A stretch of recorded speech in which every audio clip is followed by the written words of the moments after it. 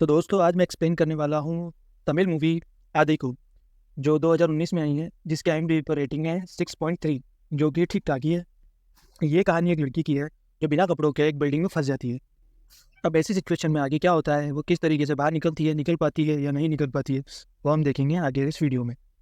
Movie explain से पहले आप सभी मेरे चैनल को सब्सक्राइब कीजिए और ऐसे ऐसे नए वीडियोस देखने के लिए बेल आइकन को भी ऑन कर दीजिए। चलिए अब कहानी शुरू करते हैं। तो मूवी की शुरुआत में हमें एक कहानी बताई जाती है जिसमें कि निचली जाति की औरतों से पहले ब्रीज टेस्ट लिया जाता था। उसका विरोध करने के लिए एक नंगेली नाम की औरत सामने आई, पर लोग उसे धमकाने लगते और ब्रीज टेस्ट मांगने लगते हैं। लेकिन नंगेली अपने ब्रीज ही काट के रख देती। उसने अपने प्राणों का त्याग कर दिया था अपनी इस प्रथा से बचने के लिए। इस कहानी से हमें यह मैसेज मिलता है कि हमें जो आज़ादी मिली है उसके लिए कई लोगों ने अपनी जान दी है। इसके बाद हमें एक आदमी को दिखाया जाता है जो अंधेरे में रात को टाइम अपने घर की तरफ जा रहा होता है।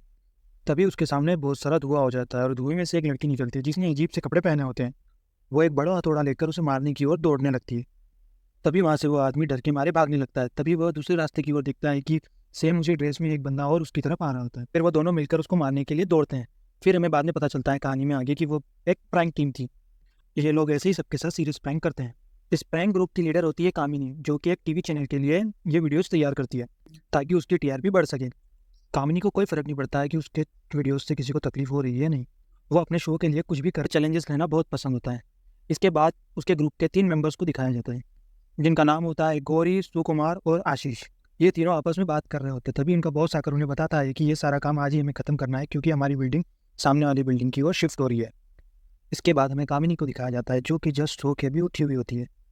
इसके बाद कामिनी की माँ को दिखाया जाता है, जो कि चाहती है कि कामिनी ये प्रैंक वगैरह छोड़कर कुछ अच्छा करे, साड़ी वगैरह पहने और एक सभ्य जिंदगी जिए। कामिनी की माँ उसे एंकरिंग करते हुए देखना चाहती थी उस चैनल पर। फिर कामिनी घर से निकलकर ऑफिस जाती है, जो कि जैनी से मिलती है। जैनी एक न्यूज़ एंकर होती है, तो कामिनी उसका मजाक उड़ाने लगती है कि तुम्हारा काम तो बहुत ही सिंपल है, सिर्फ बैठे बैठे ही हो जाता है। तभी जैनी कहती है कि जितना तुम्हें दिखता है उतना भी आसान नहीं होता है। हमें हर चीज़ पर ध्यान देना होता है। कहीं एक भी गड़बड़ी हो गई तो सारा इंटरव्यू खराब हो जाता है और हमारी नौकरी भी गई। फॉरेन में तो गर्ल्स बिकनी पहनकर इंटरव्यू दे देती है, तो तुम्हें तो वहीं कर लेना चाहिए, क्योंकि साड़ी पहन के तो तुमसे होगा नहीं। और ये बोल के जेनी वहाँ से निकल जाती है। कुछ देर बाद जेनी के बॉस के ऊपर कैमरा शिफ्ट होता है। न्यूज़ रीड करने का टाइम हो जाता है, पर जेनी कहीं भी नहीं दिखाई दे रही होती है। तब उसका बॉस काफ़ी गुस्सा कर रहा होता है। तभी कामिनी वहाँ पर आती है और वो रीड करने के लिए कहती है बॉस को। पहले तो बॉस मना करता है, फिर कामिनी के बहुत ज़्यादा मनाने के बाद भी उसे हाँ कर देते हैं। जब कामिनी न्यूज़ रीड कर रही थी तभी अपना काम बहुत अच्छे से कर रही होती है और साड़ी में उसकी माँ भी उसे इंटरव्यू देते हुए देख लेती है और उसका बॉस भी उससे काफ़ी इंप्रेस होता है। तभी जेनी पसीने में लिपटी हुई वहाँ पर आती है और जेनी को देखकर काफ़ी खुश होती है। तभी वो कामिनी को देख के काफ़ी खुश होती है। उसे नहीं पता होता कि वह कैसे बाथरूम में फंस गई, और वो सबको बताती है कि किसी ने उसे बाथरूम में बंद कर दिया था। जेनी को नहीं पता था कि किसने उसे बाथरूम में बंद किया है। अब बिल्डिंग पूरी तरह से खाली हो जाती है। सारे फ्रेंड्स बिल्डिंग के बाहर खड़े होकर सोच रहे होते हैं कि हमने यहाँ पे कितना टाइम स्पेंड किया। तभी गौरी के माइंड में एक आइडिया आता है कि इतने सालों से हमने यहाँ काम किया है, तो क्यों ना आज की रात इसी बिल्डिंग में बिताई जाए। और कामिनी का बर्थडे होता है तो सभी इस बात के लिए मान जाते हैं। फिर सारे लोग वहाँ पर दारू पार्टी कर रहे होते हैं। तभी कामिनी को उसकी माँ का फ़ोन आता है। तो कामिनी बोलती है कि वो कल सुबह तक अपने घर आ जाएगी। तभी उसकी माँ उस पर बहुत गुस्सा करती है, क्योंकि उन्हें पता चल जाता है कि उसने दारू पी हुई है। तभी कामिनी कहती है, माँ मैंने आज आपके लिए साड़ी पहनी है और एंकरिंग भी की, जिसके लिए उसने जीनी को बाथरूम में बंद कर दिया था, लेकिन फिर भी आप मुझसे खुश नहीं है। फ़ोन पे चल रही है ये बात वहाँ पर सभी लोग सुन लेते हैं कि कामिनी ने ही जेनी को बाथरूम में बंद किया है। तब जेनी को काफ़ी गुस्सा आती है। वो पूछती है तुमने ऐसा क्यों किया। तब कामिनी कहती है कि तुमने मुझे चैलेंज किया और मैंने तुम्हारा चैलेंज एक्सेप्ट किया। तब जेनी कहती है कि मैंने तो तुम्हें बिना कपड़ों के एंकरिंग करने की कहा था, लेकिन तुमने वो नहीं की। तब कामिनी वहीं पर खड़े खड़े अपने कपड़े उतारने लगती है और एंकरिंग और डांस करने लग जाती है, जिसे देखकर जेनी को और भी गुस्सा आता है। वो उसके ऊपर कूद पड़ती है। तभी सभी लोग को वहाँ अजीब सा फील होने लगता है, जिसमें जेनी को भी अजीब सा फील होता है और उसके टीम मेंबर्स को भी। कामिनी उन लोगों से दूर अपने अलग बाथरूम में चली जाती है, क्योंकि उसे भी अजीब से विजन आ रहे होते हैं। अब जब सुबह होती है तो कामिनी सोकर उठती है और जब वो खुद को देखती है तो उसे पता चलता है कि उसके शरीर पर एक भी कपड़ा नहीं है और वो बिना कपड़ों के ज़मीन पर लेटी हुई होती है। उसे कुछ भी समझ नहीं आता कि उसके साथ हुआ क्या है। तो वो यहाँ रात के इंसिडेंट को याद करने लगती है। तो उसे लगता है कि जेनी ने शायद बदला लेने के लिए उसके साथ ऐसा सब कुछ किया है। अब वो पूरे ऑफिस में अपने कपड़े ढूंढने लग जाते हैं, पर उसे वहाँ पर एक कपड़ा का टुकड़ा तक नहीं मिलता है। तभी उसे एक कांच का बड़ा सा टुकड़ा दिखता है, जिसे वो उठाकर अपने को खुद को ढक लेती है, इस उम्मीद में कि शायद उसे ऊपर कुछ ना कुछ कपड़ा या कुछ पहनने को मिल ही जाएगा। पर वहाँ पर उसे कुछ भी नहीं। उस बिल्डिंग के ठीक सामने वाली बिल्डिंग में काम कर रहे एम्प्लॉय को एक चमकीली सी चीज़ दिखती है। उसे लगता है उसने किसी को देखा है। उसे लगता है उस बिल्डिंग में जरूर कोई है, क्योंकि कामिनी ने जो मिरर पकड़ा था वो रिफ्लेक्ट हो रहा था। तभी कामिनी के हाथ से डर के मारे वो कांच का टुकड़ा गिर जाता है और वो टूट जाता है। अब वो काफ़ी हताश बैठी हुई थी और उससे बहुत ही प्यास लग रही थी, तो वो पानी पीने चली जाती है। अब वो एम्प्लॉय सामने वाली बिल्डिंग में चेक करने के लिए आ जाता है। उसे लगता है कि शायद यहाँ कोई है। जब कामिनी को पता चलता है कि कोई इस बिल्डिंग में आ रहा है तो वो छुप जाती है और दरवाजे लगा लेती है, क्योंकि वह रिस्क नहीं लेना चाहती थी कि सामने वाला बंदा उसे बिना कपड़ों में देख के उसकी हेल्प करेगा या उस मौके का फ़ायदा उठाएगा। वो एम्प्लॉय वहाँ पर आता है और काफ़ी देर तक दरवाज़ा खटखटाता है, पर उसे वहाँ कोई क्लू नहीं मिलता है, तो वह हताश होकर फिर से चला जाता है। अब कामिनी को उसके फ़ोन की घंटी सुनाई देती है, जिसे फॉलो करते हुए उसे ढूंढने जाती है और वो उसे मिल जाता है। वो फ़ोन में देखती है कि उसे उसकी माँ का कॉल आ रहा है, पर वो ना फ़ोन को उठाती है ना कट करती है और फ़ोन के कट होने का वेट करती है। कट होने के बाद वो अपने बॉयफ्रेंड दीपक को फ़ोन मिलाती है, बट उसका बैलेंस लो था, कॉल नहीं लग पाती। इसके बाद वो कस्टमर केयर से कॉल मिलाती है। कॉल लगाने के बाद वो उससे बताती है सारी चीज़ सिचुएशन। तो कस्टमर केयर को लगता है कि कोई शायद उनसे प्रैंक कर रहा है। तब वहाँ उसे एक फूड डिलीवरी का पैम्पलेट मिलता है, जिस पे टोल फ्री नंबर लिखे होते हैं। वो उस टोल फ्री नंबर को डायल करती है। वो उस नंबर पर कॉल करके फूड ऑर्डर कर देती है और वो रिक्वेस्ट करती है कि फूड डिलीवरी करने के लिए किसी लेडी को ही भेजें, पर उनके वहाँ कोई डिलीवरी गर्ल अवेलेबल नहीं होती है। उसके काफ़ी फोर्स करने के बाद एजेंट मान जाते हैं। अब कामनी सबसे पहले एक लोहे की रोड ढूंढती है। लोहे की रोड ढूंढ के वो एक कोने में छुप जाती है। जैसे ही डिलीवरी बॉय आता है वो उसका वेट कर रही होती है।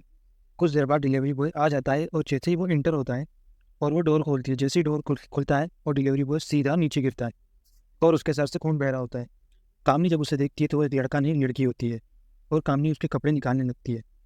तभी वो लड़की जाग जाती है और कामनी का हाथ पकड़ लेती है। शौक होकर कामनी उसके सर पर लोहे की रोड से मार देती है।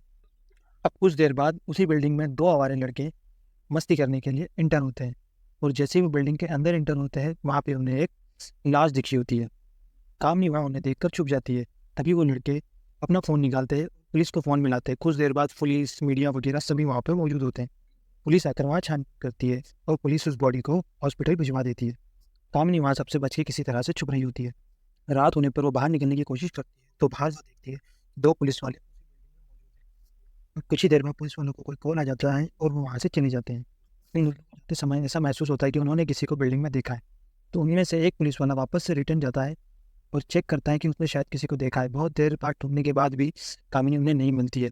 फिर पुलिस वालों को सेटिस्फेक्शन मिलता है कि यहाँ कोई नहीं है और वो निकल जाते हैं।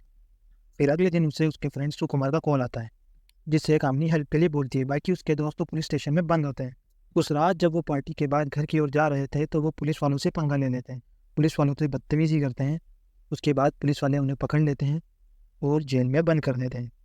और उस टाइम वो जेल में थे तो चाह कर भी कामिनी की हेल्प नहीं कर पाते। और दूसरी ओर कामिनी के घर ना आने पर उसकी माँ काफ़ी परेशान हो रही होती है। अब कामिनी फ्रस्ट्रेटेड हो जाती है और वह अपने रूम से बाहर निकलने की सोच कुछ मुसीबत के बाद बाहर आ जाती है। उसके बाद वो डस्टबिन में जाकर कुछ सारे कुत्ते उसे दौड़ा देते हैं तो वो भागकर सीधे फिर से बिल्डिंग में आ जाती है।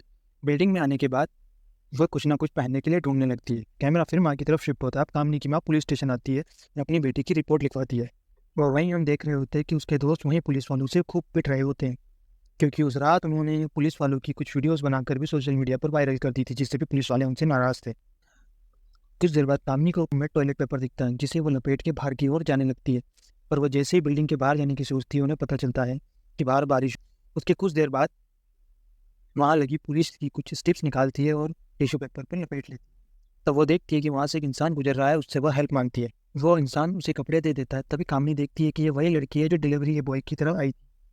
अब उन दोनों में काफ़ी भयानक लड़ाई शुरू हो जाती है। कामिनी बोलती है कि उसने उसके साथ ऐसा क्यों किया। तभी वो डिलीवरी बॉय पूरी कहानी बताती है। वो लड़की बताती है कि तुम्हारी ये प्रैंक करने की वजह से मेरी ज़िंदगी बर्बाद हो गई है। फिर वो अपनी कहानी बताती है कि एक बार वो अपने घर से अपनी यूपीएससी की एग्ज़ाम के लिए जा रही थी। तब उसने एक लड़की को रोड पर बेहोश की हालत में पड़े हुए देखा था, जो कि काफ़ी जख्मी थी। वो उसकी हेल्प करने के लिए रुक गई और उसको हॉस्पिटल पहुंचाने के लिए पूरी कोशिश करने लग गई। तब उसे पता चलता है कि वो सब बस एक प्रैंक चल रहा है और प्रैंक करने वाली कोई और नहीं, कामिनी ही थी। उनके इस प्रैंक से उसका यूपीएससी का एग्ज़ाम छूट गया और उसका एक पूरा साल बर्बाद हो गया। तब कामिनी कहती है कि तुमने बस एक साल की एग्ज़ाम छूट जाने पर इतना सब कुछ कर डाला। तब वो लड़की खड़ी होती है और कहती है कि होगा तुम्हारे लिए वो एक छोटा सा एग्ज़ाम। इस एग्ज़ाम को पास करने के लिए बच्चे अपनी जी जान लगा देते हैं। कुछ लोग तो अपनी जान ही दे डालते हैं अगर ये एग्ज़ाम क्लियर ना होती है तो। और वह कहानी बताने लगती है कि एक बार उसकी माँ ऐसे ही रोड पर बेहोश हो गई थी। जब एक लड़का वह उसकी मदद करने आया तो उसने सोचा कि शायद ये प्रैंक चल रहा है, तो वो उसकी मदद करने के बजाय फ़ोटोज़ लेने लगा और वीडियो बनाने लगा। बस तुम्हारी इन हरकतों की वजह से लोग अब रियल और प्रैंक में फ़र्क ही नहीं समझ पाते। प्रैंक वो नहीं होता जिससे कि किसी और की लाइफ में प्रॉब्लम खड़ी हो जाए। तुम लोग लाइक और सब्सक्राइबर्स बढ़ाने के लिए कुछ भी करने लगे हो। तुम ये बिल्कुल भी नहीं सोचते हो कि तुम जो कर रहे हो उसकी वजह से किसी और को कितना नुकसान हो सकता है। वो कहती है तुम्हें जो फ्रीडम मिली है उसका मिस यूज़ करना बिल्कुल बंद करो। मेरा एग्ज़ाम क्लियर नहीं हो पाया, इसलिए मैं फूड डिलीवरी गर्ल बने सोच लिया कि एक दिन मैं तुम्हें रियलाइज़ ज़रूर करवाऊंगी कि खुद के साथ जब ऐसा होता है तो वो फीलिंग क्या होती है, वो डर क्या होता है।